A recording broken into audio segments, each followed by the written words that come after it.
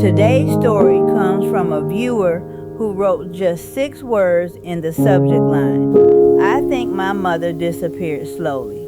At first, I thought it was an exaggeration, but by the end of her message, I realized it was the most accurate thing she could have said. Because this isn't a story about loss in the usual sense, it's about a woman who was never really lost because no one noticed she was leaving herself behind. And by the time they did, there wasn't much left to find. Her daughter told us something I can't stop thinking about.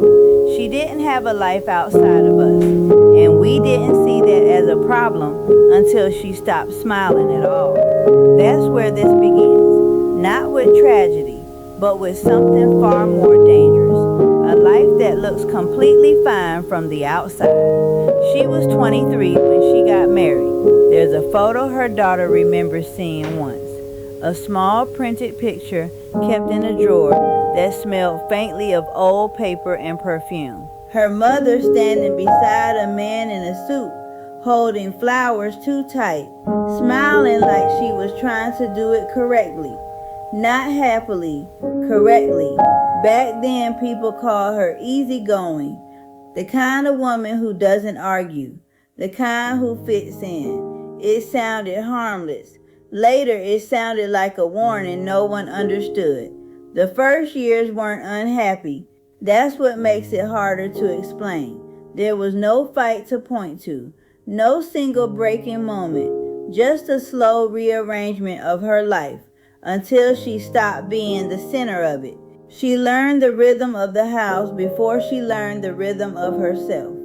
Breakfast at 7:10, lunch packed in silence, shoes lined by the door, keys always in the same bowl. Her husband would leave for work, and she would stay behind in rooms that still smelled like morning detergent and toast.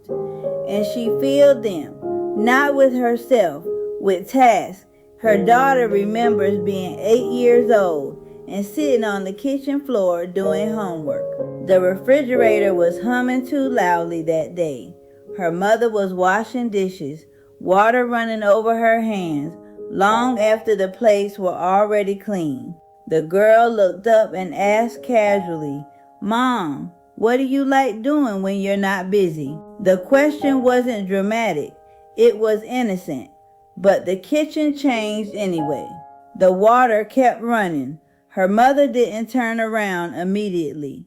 And when she did, there was a pause that lasted just a second too long. Then she smiled. "I like it when you finish your homework." That answer stayed in the room longer than the sound of water. Years passed. The house grew louder with children's lives and quieter with hers.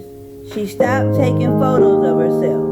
At family events, she always stood slightly behind others, like she had learned where she was supposed to be placed. Not excluded, just not required in the frame. Her husband once joked in front of relatives, "She doesn't even need anything for herself, makes life easy for everyone." People laughed. She smiled. But her daughter noticed something that day. Her mother didn't look at anyone after that comment. Not once. Not even when her name was spoken. By her 40s, the house had become something she managed rather than lived in.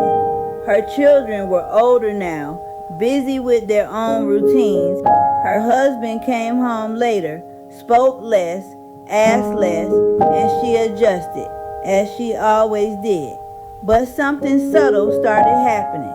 She began leaving cupboards open without noticing, standing in rooms without remembering why she entered them. Once her daughter found her sitting at the dining table at 3:40 in the afternoon. No phone, no book, just a grocery list in front of her that she had already completed. Her hand was still holding the pen, but she wasn't writing anymore. It was like watching someone wait for instructions that were never coming. The first real emotional spike came one winter evening. Her husband was recovering from a minor illness. Nothing serious. but the house shifted around it anyway. Blankets on chairs, medicine on counters, quiet footsteps. She handled everything. Meals at precise time, glass of water refilled before it was empty, pill schedule checked twice. She moved through the house like a system designed for everyone else's comfort. Her daughter came home late that night and found her sitting alone in the dark kitchen. The only light was the fridge door slightly open. She wasn't eating. She wasn't on her phone. She was just staring at her hands. When asked if something was wrong, she answered immediately, "I'm fine. I just forgot what I was supposed to do next." She said it like it was normal. That line stayed with her daughter for years because it wasn't about confusion. It was about absence. The second spike didn't come loudly either. It came on her birthday. A small family dinner, cake on the table, candles melting slightly before they were lit. Everyone there. That was the intention. But something felt staged from the beginning, like everyone had arrived with rehearsed roles. Her husband raised a glass. He smiled. She's always been so easy. Never asked for much. Honestly, she's made life simple for all of us. The room nodded, even her children, because it sounded like praise. It sounded like love. But her daughter saw her mother's fingers tighten around the edge of the tablecloth. Not anger, not sadness, recognition, like hearing a sentence that explained your entire life in the worst possible way. She didn't respond. She just kept smiling until the moment passed. And then she stood up to check the kitchen. But she didn't come back for a long time. After that night, something changed in small, almost invisible ways. She started sitting outside in the mornings, even when it was cold. She didn't announce it. She just began disappearing into quiet corners of her own day. She bought tea she actually liked instead of what was on sale. She walked without explaining why she was leaving the house. And the most shocking part, she stopped responding immediately when someone called her name. Not out of defiance, but as if she was remembering she had a choice. Of course, the family noticed. Confusion first, then discomfort. Because a woman who has always been available, becoming slightly less available, feels like instability, even when it's actually recovery. Her husband once said, "You've been distant lately."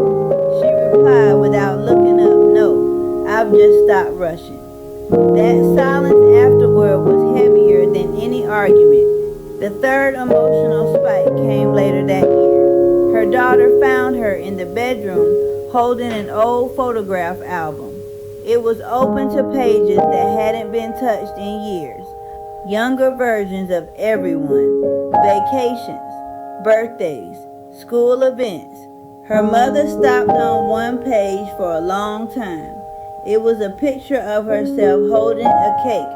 She was smiling in it, but she didn't seem to recognize the version of herself in the photo immediately. She touched it lightly and said, "I don't remember being that person anymore." No tears, just truth. And that was worse. After that, there were attempts to reconnect. Small conversations, awkward dinners, moments where she almost returned to her old self just to keep peace.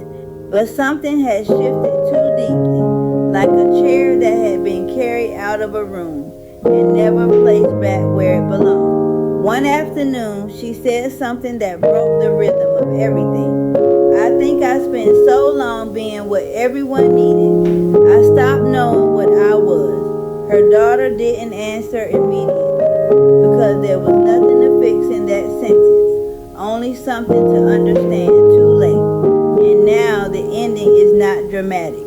There was no final collapse, no cinematic resolution, just a woman learning slowly how to sit in silence without making it useful for someone else. Her daughter told us she didn't leave us, but we're learning how much of her we never actually had. And I keep thinking about that because the most painful disappearances don't happen when someone walks away.